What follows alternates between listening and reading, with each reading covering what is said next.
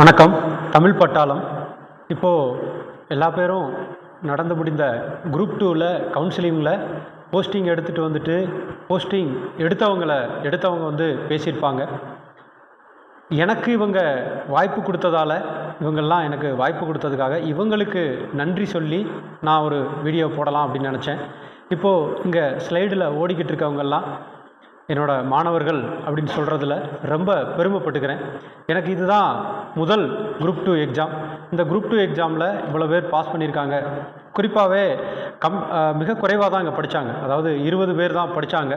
அந்த 20 பேரில் ஒருத்தவங்களோட ஃபோட்டோ கூட நான் போடலை.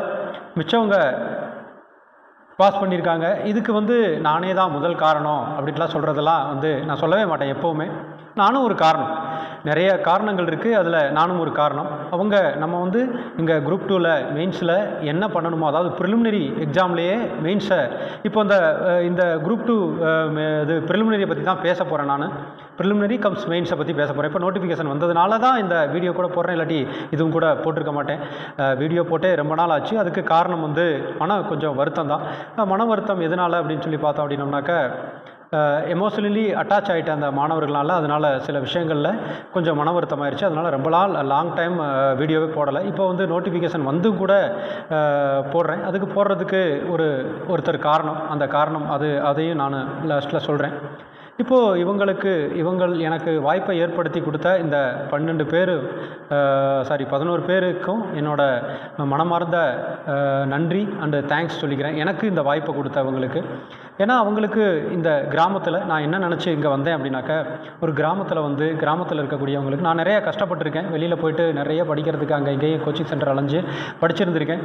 அப்போ வந்து அங்கெல்லாம் எனக்கு நான் என்னென்ன விதத்தில் கஷ்டப்பட்டனோ அந்த கஷ்டங்கள்லாம் இருக்கக்கூடாது அப்படின்னு சொல்லிட்டு வில்லேஜில் வந்து ஆரம்பித்தேன். இந்த வில்லேஜில் இருக்கவங்களுக்கு வழிகாட்டலாம் அப்படின்னு சொல்லிட்டு அதில் எனக்கு கிடைத்த முதல் வெற்றி அப்படின்னே சொல்லலாம். முதல் வெற்றி. அந்த வெற்றியில் இவங்களுக்கு எனக்காக வாய்ப்பு கொடுத்த இவங்களுக்கு நன்றி.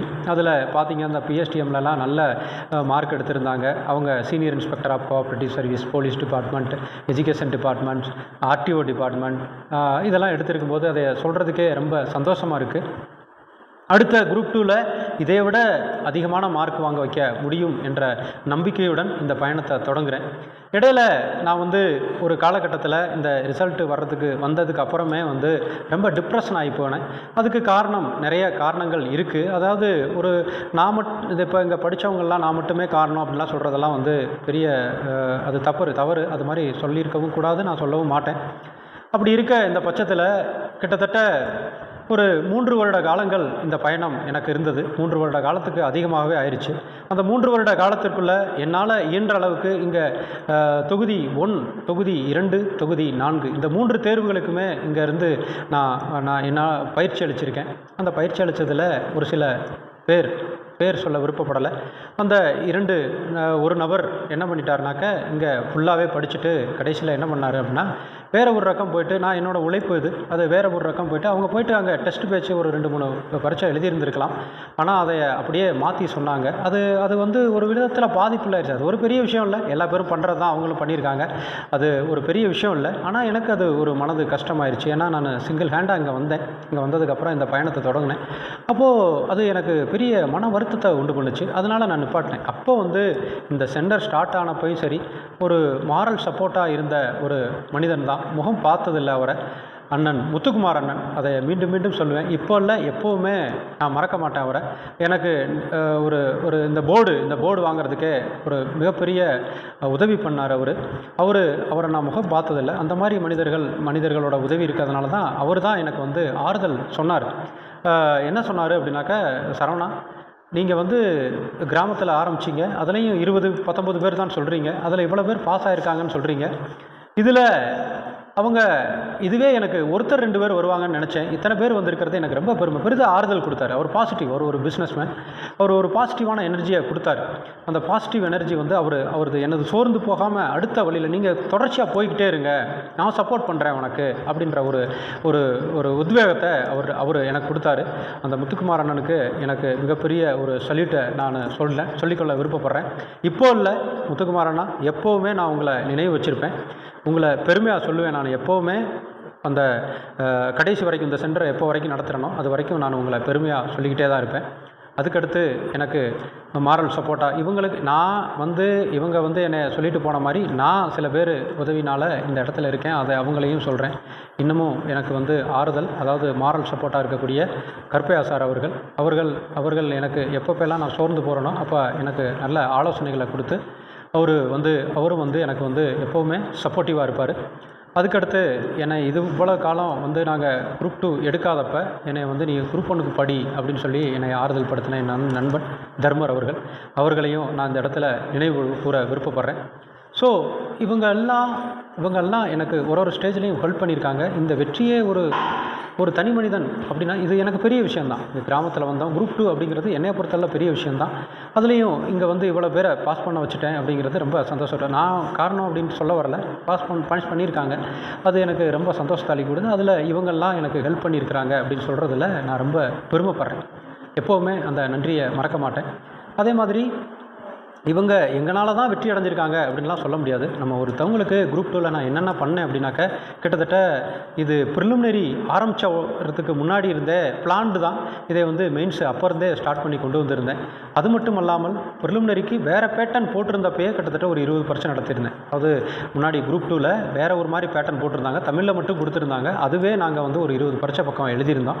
அது முடிச்சுட்டு பேட்டர்ன் மாற்றினாங்க. திருப்பியும் கிட்டத்தட்ட ஒரு 40 எக்ஸாம் பக்கம் இதில் எழுதணும். 40 பரீட்சை மெயின்ஸுக்காக மட்டுமே எழுதணும்.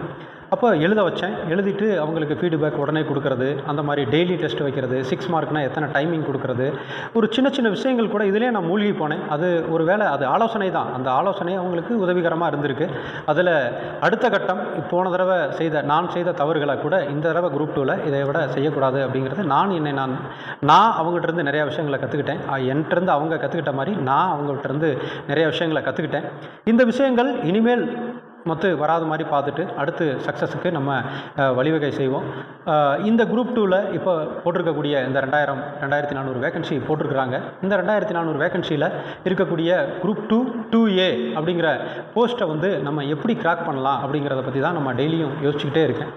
அதில் நல்லபடியாக நம்ம வந்து என்ன பண்ணுறோம் அப்படின்னம்னாக்கா, இதை குரூப் 2 ப்ரிலிமினரி இருக்கும் பொழுதே அந்த மெயின்ஸுக்கும் சேர்த்து நம்ம இப்போ படிச்சுட்டு போயிட்டோம் அப்படின்னா 2க்கு வந்து 7 டாபிக் கொடுத்துருக்குறாங்க, 2Aவுக்கு 5 டாபிக் கொடுத்துருக்குறாங்க. இந்த ரெண்டுக்குமே கம்பைன் பண்ணி ப்ரிலிமினரியில் இருந்தே படிச்சுட்டு போயிட்டோம் அப்படின்னம்னா நம்ம வந்து சக்ஸஸை வந்து எளிமையாக கொடுக்கலாம். இப்போது இவங்க முடிச்சுட்டு போயிட்டாங்க. இவங்கள பற்றி நான் கவலை இல்லை.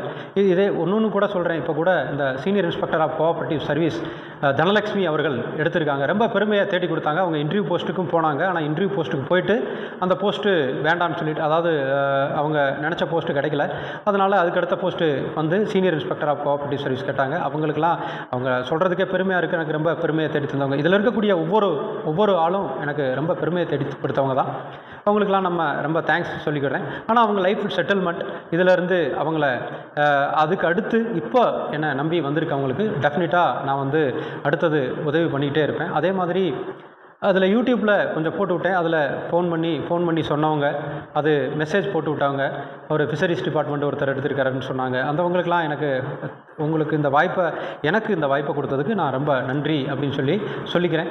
இப்போ வந்து நம்ம இப்போ பார்த்தோம் அப்படின்னோம்னா சிலபஸில் 7 வகையான சிலபஸ் இருக்குது. அதை எப்படி நம்ம வந்து இந்த இருக்க போகிற காலகட்டத்தில் இன்னும் 70 நாள் ப்ரிலிமினரிக்கு இருக்குது. அதுக்கப்புறம் ரிசல்ட்டு உடனே வந்ததுக்கப்புறம் சிபிடி டெஸ்ட் கொடுத்துருக்காங்க 2Aவுக்கு. இதுக்கு வந்து ரிட்டன் டெஸ்ட் கொடுத்துருக்காங்க. இன்டர்வியூ எடுத்துட்டாங்க. ஒரு விதமான சீக்கிரமாக, அதாவது போன தடவை இந்த குரூப் 2ல் காத்துட்டு இருந்த மாதிரி இப்போது காத்துட்டு இருக்க வேண்டாம், சீக்கிரமாக ரிசல்ட் போட்டுருவாங்க. அதனால் நம்ம என்ன பண்ணுறோம் அப்படின்னோம்னா அதுக்கு தகுந்த மாதிரி இப்போ இதை என்ன பண்ணியிருக்கவங்க இந்த சிலபஸில் என்னெல்லாம் தெளிவுபடுத்த முடியுமோ அது மாதிரி நம்ம இது பண்ணிடலாம். சயின்ஸ் அண்ட் டெக்னாலஜிக்கும் பாலிட்டி அண்ட் கவர்னன்ஸுக்கும் நம்ம தனியாக ஒரு புக்கு போடலாம் அப்படின்ற லாஸ்ட் டைமே நான் யோசிச்சிருந்தேன். அதையே வந்து இந்த தடவை நான் பண்ணிடுவேன். நீங்கள் மெயின்ஸு, அதாவது ப்ரிலிமினரி எழுதி முடிச்சுட்டு வரங்காட்டிக்கல இந்த 2 டாப்பிக்கும் மற்ற டாப்பிக்கெல்லாம் எல்லா பேத்துக்குமே ஈஸியாக கிடச்சிரும். ஹிஸ்ட்ரி டிபார்ட்மெண்ட்டெல்லாம் ஈஸியாக கிடச்சிரும். இருந்தாலும் நான் லாஸ்ட் டைம் என்னென்னா நான் பண்ணினேன் அப்படின்னா அதை விட இந்த தடவை என்னால் சிறப்பாக பண்ண முடியும். மைண்ட் மேப் போட்டு கொடுத்துருந்தேன். டெய்லியும் வந்து இந்த சிலபஸை 3 டைமாவது ரிவிஷன் பண்ணியிருந்திருப்போம்.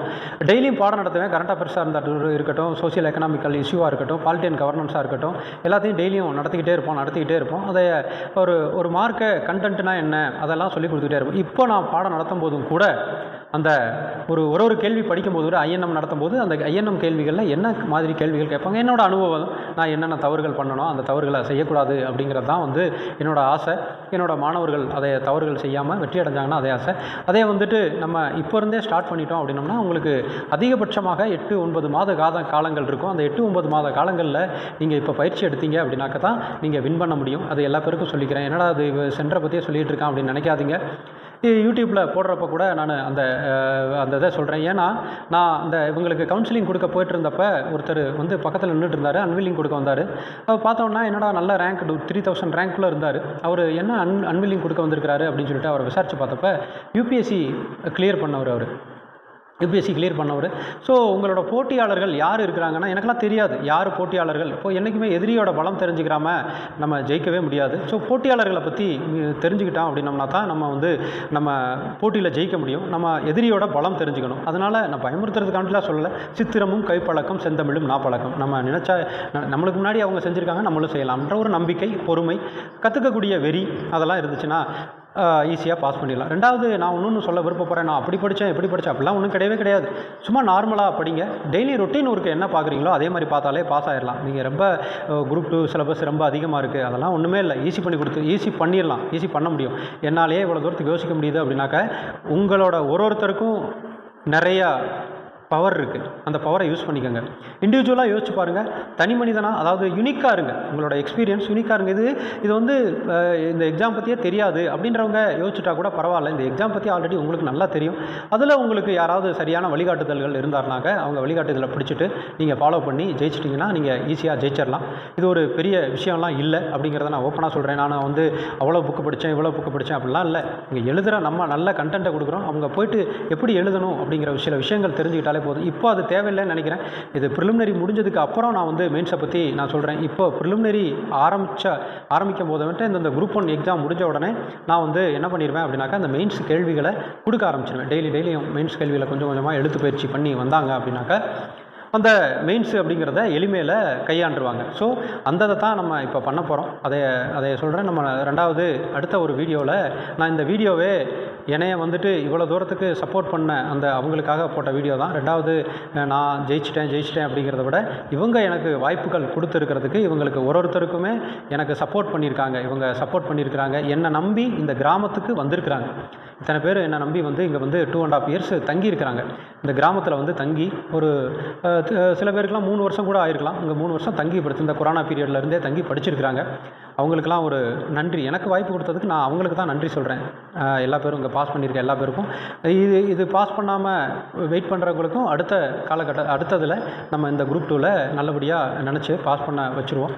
அது ஒன்றும் பிரச்சனை இல்லை. ஸோ இப்போது அடுத்து வேறு என்னன்னாக்கா இந்த குரூப் 2ல் இந்த சிலபஸை எக்ஸ்பிளைன் பண்ணுறது, இந்த குரூப் 2வை நம்ம எப்படி இந்த சிலபஸை எவ்வளோ குயிக்காக முடிக்கணும், ப்ரிலிமினரி படிக்கும் பொழுது எப்படி மெயின்ஸுக்கும் சேர்த்து படிக்கணும், எந்தெந்த பாடத்துக்கு அழுத்தம் அதிகமாக கொடுக்க வேண்டும் அப்படிங்கிற விஷயத்தை தான் நம்ம டெய்லியும் அனலைஸ் பண்ண போகிறோம். அதே மாதிரி science and technology and polity and கவர்னன்ஸுக்கு கூடிய சீக்கிரத்தில் அந்த இப்போது கூட எடுத்தோம் அப்படின்னா ஜாகிரஃபி பாடம், polity and governance, economics and science and technology இதே ஓரளவுக்கு நம்ம தெளிவுபடுத்திக்கிட்டோம் அப்படின்னோம்னாவே இதில் உங்களுக்கு ஈஸியாக இருக்கும். போட்டியாளர்களும் கடுமையாக இருக்கிறதுனால. ஸோ ஒன்றுமேல் தொடர்ச்சியாக நம்ம வீடியோலாம் போடுவோம். அதை ஃபாலோ பண்ணுங்கள். சில மனக்காயங்கள்னால தான் நம்ம போடலை. இனிமேல் டெய்லியும் வீடியோ போடுறதுக்கு முயற்சி பண்ணுறேன் இல்லை போடுவேன். என்னை நம்பி இவ்வளோ தூரத்துக்கு சப்போர்ட் பண்ண அந்த 3 நபர்கள் ப்ளஸ் என்னோடய வீட்டில் குடும்பத்தில் இருக்கக்கூடிய சப்போர்ட்டு அதுகளுக்கெல்லாம் ரொம்ப நன்றி சொல்லிவிட்டு அனைவருக்கும் நன்றியை சொல்லிவிட்டு அடுத்து இந்த குரூப் 2 பயணத்தை இனிதே தொடங்கிறதுக்கு எல்லா பேரும் சப்போர்ட் பண்ணுங்கள். நான் கட்டாயம் ஸ்டார்ட் பண்ணிடுவேன். உங்களுக்கு உதவிகரமாக இருப்பேன் அப்படிங்கிறத நம்புகிறேன். மீண்டும் ஒரு தடவை முத்துக்குமார் அண்ணாவுக்கு ரொம்ப தேங்க்ஸ் சொல்லிக்கிறேன். அவங்க இதை பார்க்குறாரா என்னன்னு தெரியாது. ரொம்ப நன்றி அண்ணா. நான் உங்களுக்கு மென்மேலும் இன்னும் பேர் வாங்கி கொடுப்பேன். உங்களோட நம்பிக்கைக்கு பாத்திரமாக இருப்பேன். தேங்க்யூ அண்ணா.